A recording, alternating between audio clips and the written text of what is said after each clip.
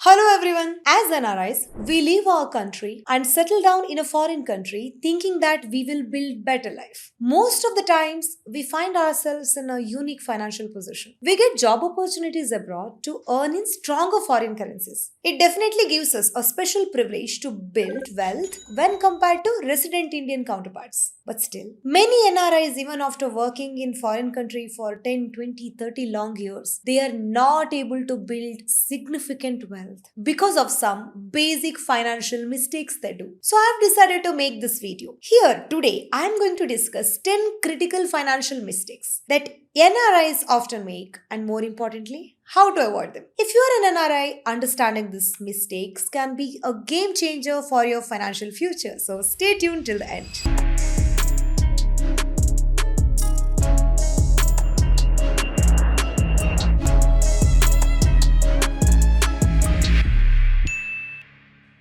If you are new to this channel, I am CS Kirtana. I run The Consultancy in Dubai, a firm which is specialized in NRI services. If you want any NRI investing tax services, you can visit our website www.kirtisfinfo.com or reach out to us using the phone number or email ID available in the description below. I'm a company secretary from India and also CMA strategic level from UK. I'm also a SEBI registered overseas MFT. Every week I bring you and explain a video on various topics related to NRI.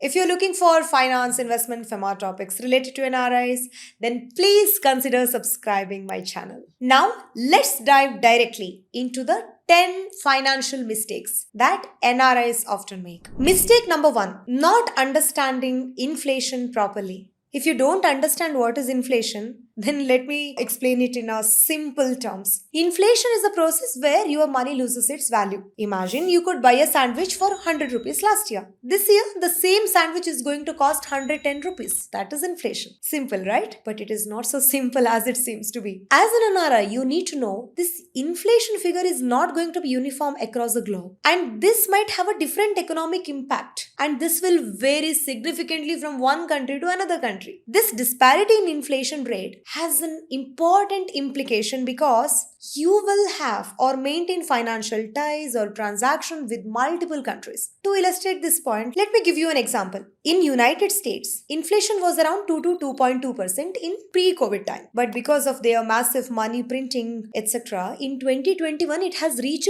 5%. Now it is around 3 to 3.5%. Slightly it has come down. But due to this increased level of inflation, NRIs in US, they must be spending 30 to 40% more now. Overall, what I'm trying to say is inflation is a wealth destroyer without any mistake from your end. Because of inflation, your saving would be eroded. As an NRI, you might have gone to US or for any country for that matter, thinking that, by migrating to that country, I am going to save X amount of money. But this unexpected level of high inflation might toss your plan upside down. Look at the report, which is published by CNBC in 2023. More than half or 52% of Americans, they say that they would need at least $100,000. I repeat, it is $100,000 per year to feel financially secure, comfortable. This is not just the stories of NRIs in US, but in many countries across the world. So, as an NRI, you have to keep watching inflation figures both in countries of your residence as well as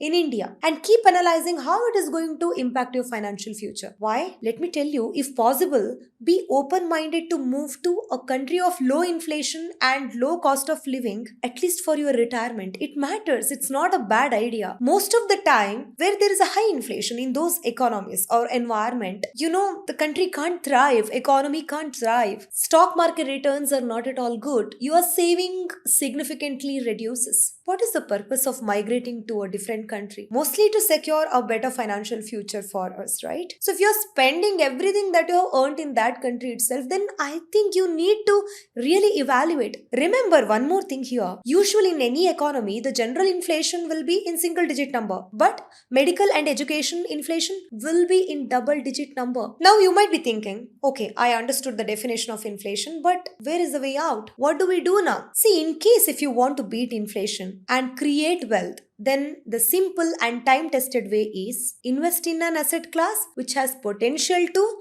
beat inflation or deliver the return above inflation rate consistently. It is nothing but equity or stock market exposure. I know most of the NRIs don't like this. Real estate, stable asset classes like gold or FD is their favorite option because nobody likes this volatility, up and down movement of stock market, but there is no way out. In case if you want to get that real rate of return beating inflation, having equity exposure is must in your investment portfolio. Now coming back to the point, how does inflation matter here?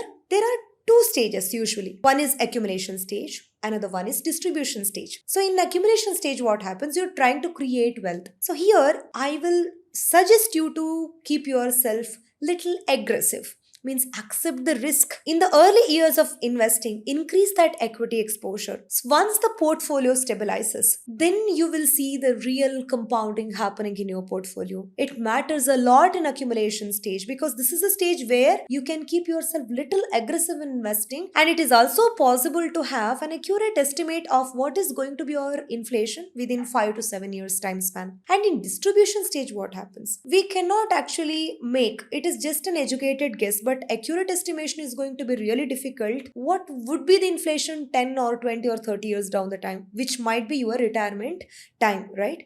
So at that time, you have to inflate the inflation figure, keep it as high as possible and reduce the return expectation. Maybe at the time of retirement, your risk appetite may not be so high. You might not be, wanting to see a lot of volatility in your portfolio. So you might turn little defensive. So having more exposure towards stability or bonds, etc. So at that time, we cannot expect high return also. In distribution stage, what happens? Inflation might go high and return might be less. So when you are making this strategy or financial plan for your retirement, inflation adjusted return has to be considered. When we are talking about stock market, of course, I know what you're thinking. Global stock market, right? So for NRIs, we have opportunities worldwide. When you're moving money outside the country where you are residing, along with inflation, the next factor which comes into consideration is currency depreciation, which is my second point. Unlike resident Indians, NRIs have investment and expenses across different currencies. One of the most critical yet frequently overlooked aspects of managing NRI finance is the impact of currency depreciation, particularly INR against USD or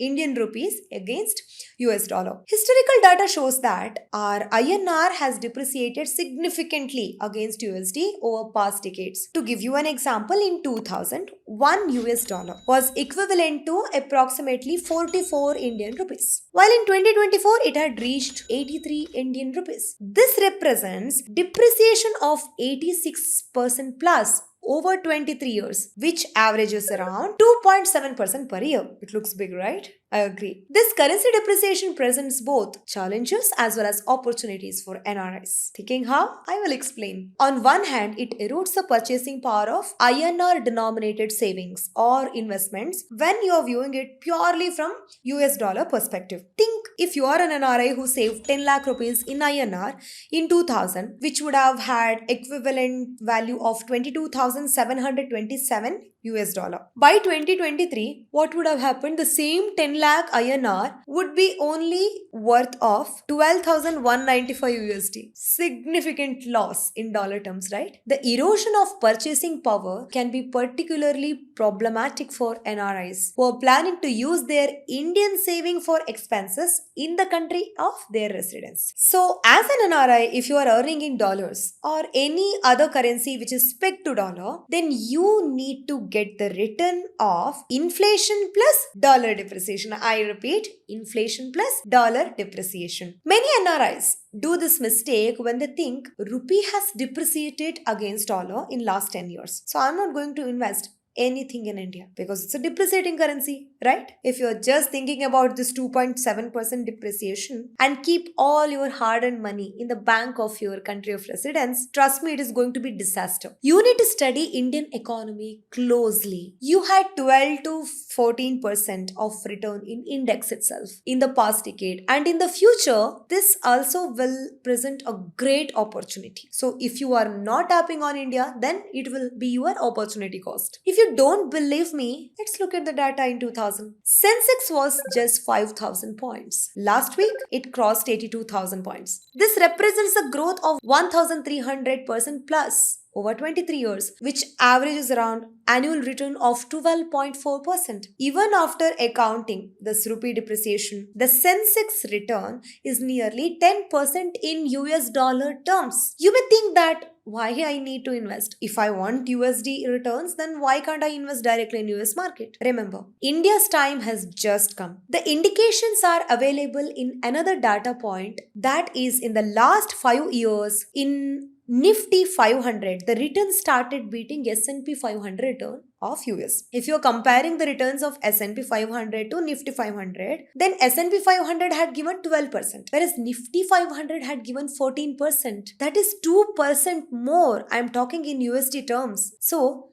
we have considered the currency depreciation in this context. I firmly believe that next 10 years, even India's Nifty is going to generate this kind of massive wealth, which is more dollar adjusted return when you are comparing it with S&P in US. So if you're thinking only about rupee depreciation, you may be doing a blunder. NRIs should spot good investment opportunities in Asian countries, especially in India, and they should start accepting the fact that things started slowly changing in global economies because Asia is rising. Additionally, NRIs also should keep in mind that dollar dominance in global economy, it may not be as strong as it was 10 or 20 years ago. I agree. Even now US dollar is dominant global currency, but its future supremacy is far from assured. Several key factors point to the potential shift in global economic landscape in the coming decades. The rise of economic powerhouses, particularly China, potentially India, could usher in more multipolar global economy. We are already witnessing an increased adoption of alternative currencies in international trade, be it Chinese currency or Euro or BRICS. All the attempt is happening, challenging dollar's hegemony. Furthermore, the emergence of potential widespread adoption of CBDC, central bank digital currency, they also could potentially reshape the international finance, introducing new dynamics to the global monetary system. Adding to all these factors are growing concerns about US debt level, its monetary policy, which could gradually erode international confidence in the dollar. In the light of all these potential shifts, NRIs, non-resident Indians, should make wise and informed decision and adopt a diversified investment approach. Let me tell you one thing here. Listen carefully. You need to hedge the US investment with Asia, not other way round. Time has changed. Please hedge US investment with Asia, preferably with India. Now let's come to the third mistake most of the NRIs generally do. That is, when there is an opportunity to diversify investment across the globe for NRIs, we just don't do it. Many NRIs make the mistake of having that concentrated bet or investment either completely in their country of residence or in US or back in India. NRIs have great opportunity to do this global diversification, but rarely they do it. This lack of global diversification can actually expose you to unnecessary risk. For instance, many NRIs in UAE, they focus heavily on local real estate or gold as an investment. I'm not telling that these investments are bad, but please consider diversifying into international stocks or bonds. You could invest in global ETFs, Indian stock market through the platforms which are available to UAE residents, giving you exposure to the market beyond Middle East. Similarly, if you are working in US, then you might be tempted to invest heavily in tech stocks because that's where the growth is now, right? If you are investing only in tech stocks of US or Nasdaq, one Y2K, one dot-com bubble, this type of crisis can wipe out your wealth. That's why, even though I believe in US tech companies, I have not invested entire wealth in their stocks. Because even in US, only top 7 and 8 companies are driving the market, right? This kind of narrow investing is too risky. That's why I have made a rule to follow 30, 60, 10. What is that?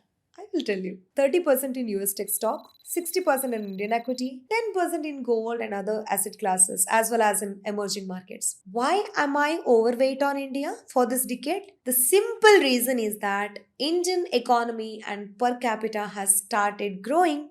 It will grow. However, I am well diversified across asset classes and economies. As an NRI, if you want to diversify your investment in Indian market, then we can help you.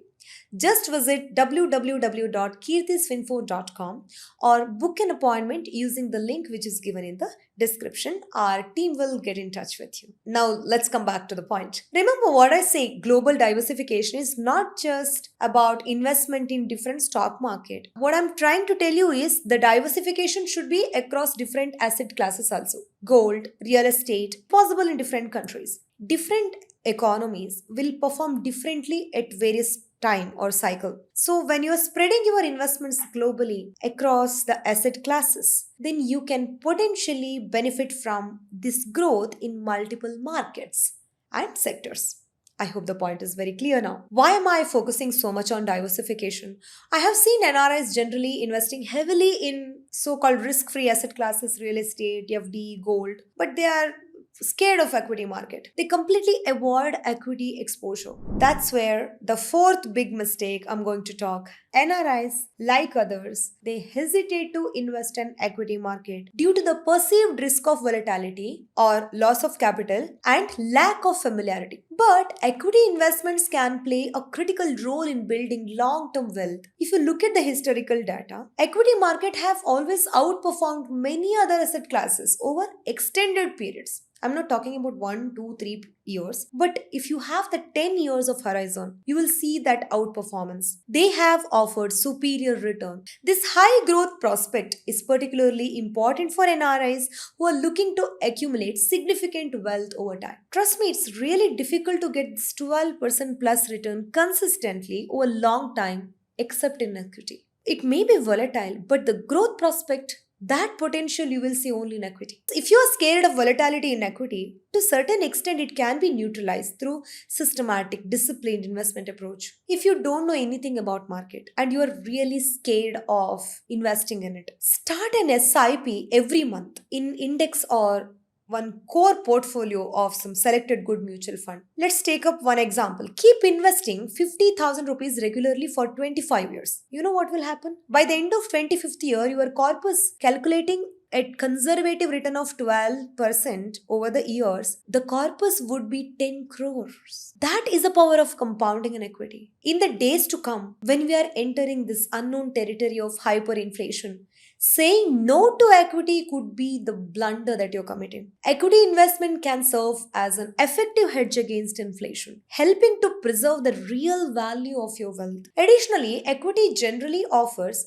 higher liquidity also when you're comparing it with other asset classes like real estate, because this enables easy entry and exit, just one single click and you're done. Perhaps most importantly, the power of compounding through reinvestment of dividend capital gain also leads to substantial wealth accumulation and equity. So there are twin advantage. One is liquidity, another one is consistently delivering the profit. By incorporating equity, NRI can potentially benefit or achieve better risk adjusted return, build a more robust, growth oriented portfolio which is aligning with his long term financial goal. Many NRIs have done this mistake, but please, you don't do it. Take a significant exposure to the equity as early as possible. Start saving and start planning your retirement in the early phase of your life. Most of the people think that retirement should be, considered only after you're 45 or 50, which is not true. Remember the power of compound interest.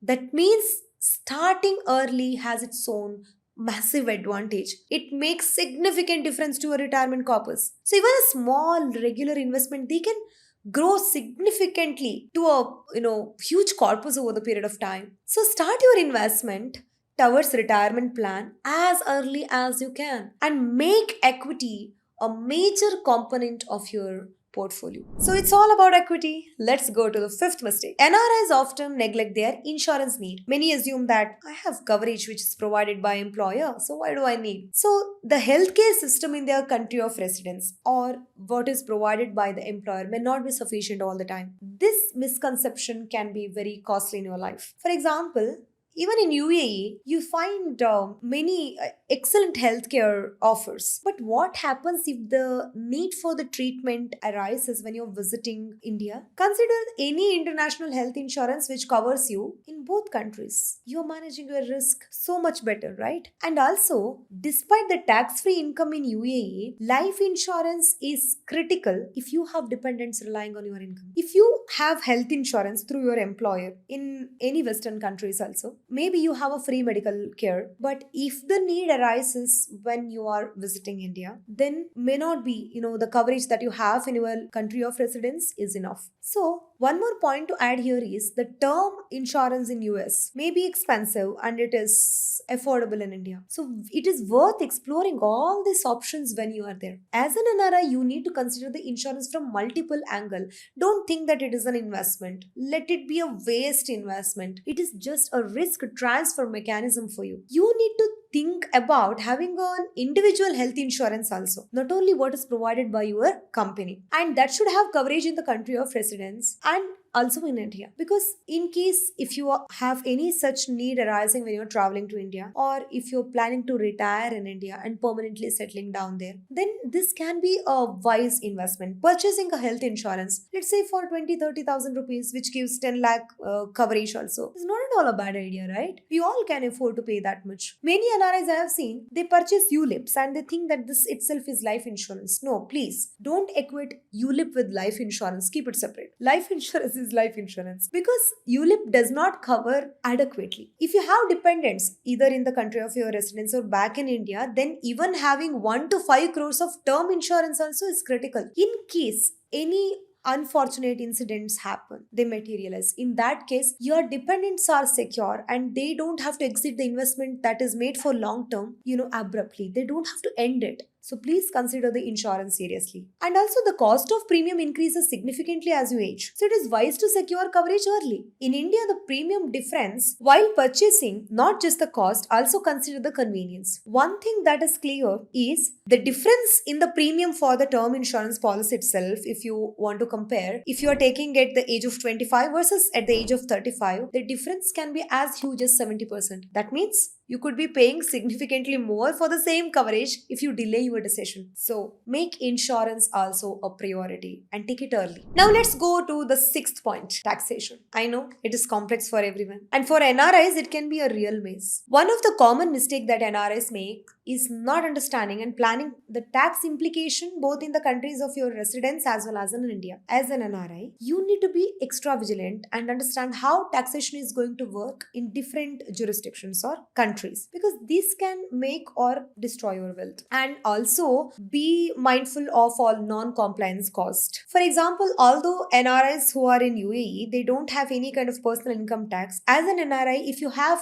any income arising in India, maybe you have rented out your properties, then you are having Indian sourced income, you have to declare it and you have to file your income tax return in India, though you are UAE resident. In the same way, if you are residing in US and you are investing in Indian mutual funds, then you should be aware of your PFIC or PFIC declaration. If you don't make this declaration in the first year itself, then you are inviting a lot of compliance issues later. So by making adequate voluntary disclosure in the first year of holding, you can put yourself in the safe zone. So, the point that I'm trying to convey is understand the implication of all the tax laws. Don't blindly invest. One common mistake NRIs that I've noticed is many times they overlook the implication and also they don't understand the benefits of this DTAA or Double Taxation Avoidance Agreement. India has DTAA signed with many countries. Understanding and utilizing these agreements to your advantage can actually give you significant tax saving also. If you do not understand the nuance of taxation, I know that it is very difficult for a common man to understand, interpret in a right way, then you have to contact a tax expert who understands international taxation when it is in NRI context. Proper tax planning can save you a substantial amount of money in the long run. And trust me, this tax and investment planning always go hand in hand. They're not separate. They are linked to each other. Now let's take up the seventh mistake. This is also one of the common mistake many NRIs make. That is strong affinity for real estate investment, both in the country of residence as well as in India. Again, I'm repeating, I'm not against real estate investment. My only suggestion is even if you are convinced that real estate is a good investment, don't have over concentration in one asset class. Understand? Real estate performs differently in different economy or geography. Real estate in every country has its own character, shade. For example, in cities like Dubai, where real estate investment is said to have been, generating 7 to 8% rental yield, it really looks attractive, lucrative. But remember that UAE real estate market can be volatile and it always reacts immediately to the global crisis, positively, negatively. So study and understand this and then invest. What if you have taken excessive loan or leverage to buy your real estate here? Then you would have seen your EMI shooting up after the Fed started increasing the interest rate because UAE dirham is pegged currency. This is what I'm trying to say. Now, NRIs in US also may invest heavily in real estate. Think what will happen if you are having H1B visa or visa tied to your job and any kind of unforeseen crisis. Are you going to stay there or can you stay there? If you have to shift your base to other country, then what is the probability of liquidating that asset class? Think about all that things. Profitability also matters, liquidity also matters. This doesn't mean that I'm against real estate. See, in countries like Australia, I know that real estate investment could be a good strategy to manage your tax and wealth. But what I'm trying to tell you here is, before investing in real estate, think from multiple angles. Are you actually depending on entirely loan? What is its utility? Liquidity, investment, taxation, rental yield, everything. I have seen when it comes to real estate, most common mistake made by young NRIs is to invest in Indian real estate, that too early stage of their life. As an NRI, purchase real estate only when you are 100% sure that you're going to settle down in that particular place. Otherwise, just delay the real estate purchase as much as possible. Understand there is a huge opportunity cost. Real estate for investment purchase is not a good instrument when you are really young. You need to be overweight on other liquid asset classes, which I am talking about equity, which can consistently generate that 12 to 14% return, at least for 1 to 2 decades. As an NRI, don't make mistake of investing in an apartment in early stage of your life. I know many people won't agree with me. I'll make a separate detailed video about it, showing all the calculation to you very soon. Till then, if you want real estate exposure as an investment instead of putting huge money in one real estate basket, especially in early stages of your life, please consider a balanced approach. Profitability, investment perspective, everything agreed. Consider liquidity also. Look at REITs, which offers real estate exposure to you. These have better liquidity. Consider international property funds for more balanced approach towards real estate investing. It's not that you have closed your eyes and you have gone to the bank and you have taken a heavy loan and bought an apartment and now keep thinking that you have made a very good investment. Now let's come to the eighth mistake. Most of the NRIs don't keep emergency fund. As an NRI, having an emergency fund is even more critical than it is for resident Indian because you're dealing with different level of uncertainty when you are living in a foreign country, right? As an NRI, what will happen if you lose job? Staying in another country really may need a lot of money. So this is not the case of resident Indian, and you also have family and friend support over there. Overall, if I have to give you a figure how much money you need to have as an emergency fund parked somewhere in the stable asset class, then if you're single, not married, 6 months of expenses. And if you are having family, then keep 1 year of expenses. If you have a business, then keep 2 years of expenses locked up in bonds or FDs or high yielding saving account. This fund should ideally be spread across the accounts in the country of your residence as well as in India also,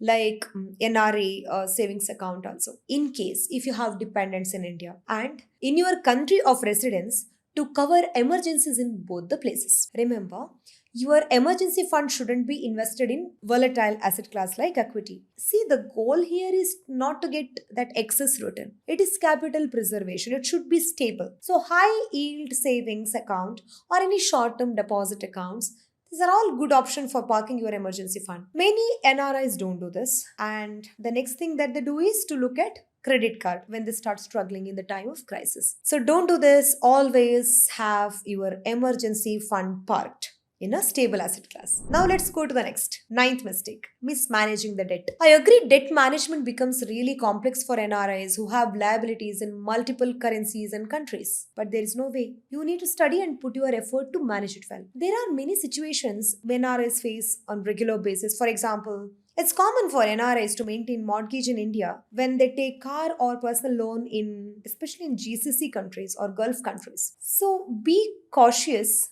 about the over leveraging concept. Don't think that now that I'm in another country, I'm in Gulf, I'm not going to be tracked. So it doesn't matter if my credit score dips down or if I default. Many GCC countries and Indian governments have agreements, and these law enforcing authorities can track you down in any place. Times are changing that you should be aware of. Unlike decade ago, where you could have escaped with the huge debt to another foreign country or relaxed after shifting the base, it's really not going to be that easy in this decade. The story is similar to many NRIs who are in Western countries also. They also have high student loan or housing loan. If there is an unexpected inflation level, that means interest rate goes up, your EMI is also increased. That's why probably most of the NRIs are struggling. You need to plan the strategy, prioritize paying high interest debt, consider the tax implication of your debt in different countries. If prepayment is better, or by keeping certain level of debt, is there any tax saving that you can do, or coming out of web of debt only is better. You have to sit and plan for yourself. I'm not saying that every debt is bad. If the rate of return that you can generate by taking the debt, by investing in a productive asset class, that means your cost of serving debt or interest is less and the rate of return that you are getting from such investment is more, then definitely it is a good idea to have debt in your portfolio. So I'm not saying that everything is bad, but you should know how much exposure you are having in good debt and how much is in bad debt. If you are in the web of bad debt, then please have an exit route ready. Now let's take up the last mistake, that is not having an estate plan. Estate planning is so critical for everyone, but for NRIs, it's particularly complex and often overlooked aspect. Many NRIs, they assume that their asset is going to be automatically passed on to their successor in case if there is any unfortunate incident like death happens without any complication, which is not true. There are cross-border estate planning. In the absence of cross-border estate planning, you can encounter tax and legal complexity. For example, UAE follows Sharia law for estate distribution. This means if you are a non-Muslim expat, if something happens to you, the wealth will be distributed as per Sharia law. It will be distributed very differently than you would have thought. Do you want this to happen? This can complicate the transfer of asset to your successor. The only solution is having a registered legal will for non-Muslims. Non-Muslim NRIs here can consider setting up a DIFC will. If you don't know what is DIFC will, it is a will that is prepared for individuals who either reside or have assets in UAE. There are 5 types of wills that can be executed under DIFC will. One is financial asset will, business owner will, property will, guardianship will, full will, and I'm going to make a detailed video about all this. But remember, Sharia law is applicable not only to UAE but also in all GCC countries. So this registered will is must for all non-Muslims. This will help an NRI to ensure that the assets that you have built, that your hard-earned investments and money, it is going to be distributed according to your wish, not to the wish of somebody else. And it will be transferred to your successor. In US and UK also, estate tax and laws can be different, and this have significant implication. NRI should be aware of both the countries' inheritance laws and how they are going to impact to avoid any kind of unnecessary issues. It is critical to have a comprehensive estate plan. This should include a will that covers all the assets in all relevant jurisdictions. Consider setting up a trust to manage and distribute assets. A thorough understanding of inheritance laws and tax implication in both your country of residence as well as in India, it is must here. So proper documentation along with the clear communication with your successor about the location and management of your assets also matters here. Most of the NRIs, they are not doing estate planning because usually we think, what will happen to me? Nothing will happen. I am there now. But this is also a wealth destroyer and it results in really pain point. Don't do this mistake. have a registered will. Please focus on this. By having a will, you can ensure a smooth transfer of your asset and minimize potential conflicts or any kind of legal complications which may later arise due to your NRI status or cross border asset holdings. So, if you have even a small doubt, you have to consult a legal expert who can understand international estate planning. Finally, before I end this video, I want to make one thing very clear. Remember, personal finance is indeed personal. What works for you may not work for me, right? So it is essential to consider your specific requirements and circumstances, risk tolerance level. What are the long term goals that is there in your mind while making financial decisions? I've just discussed the general mistakes here. So please share your views in the comment section. I'll be waiting for it. If you have any information which you feel that it is relevant, please feel free to share because it might be immensely useful to others. And if you found this video helpful, then please don't forget to subscribe this channel and like this video because it will help to reach many NRIs. And don't forget to share in your circle. And if you need any professional assistance, feel free to visit our website at www.kirtiswinfo.com or book an appointment using the link given in the description. Our team will be happy to assist you. That's all. Thank you for watching and see you next week with another interesting topic. Till then, bye bye. Take care.